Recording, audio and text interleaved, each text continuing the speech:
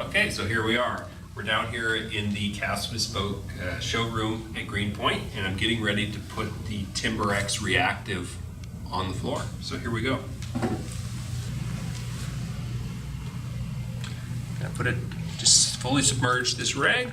You can see it's just basically clear with a little bit of a amber tint to it, but once this reacts with the tannins in the oak, it's going to turn the oak an amazing gray-brown color. So the trick to putting this on is just to go as even as possible. You want to make sure that we get all of the wood coated without leaving puddles anywhere.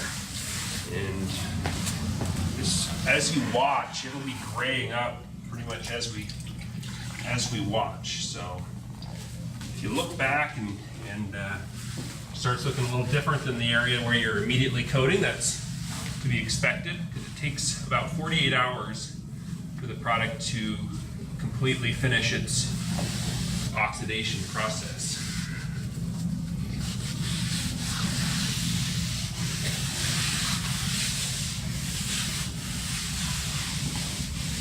I like to take a second dry rag and put it under my other hand, just because my glove is going to be a bit wet, and I don't want to put all those little fingerprints down on the floor, putting reactive on the floor and little handprints. So keep that dry rag handy for your other hand. Sweeping motions back and forth. You know, on a plank floor, we typically be going with the grain. With the Cast Bespoke Versailles, of course, your grain's running in all different directions, so we've just picked one single direction to wipe, and we're gonna stick with that for the entire project. The trick is just keeping that rag damp, but not just dripping wet. We usually find it's best to have one person doing the reactive, just because each of us tends to have a slightly different method and amount of material we're leaving on the floor. So it works best to have one person applying the product as opposed to having maybe different persons coating in different areas.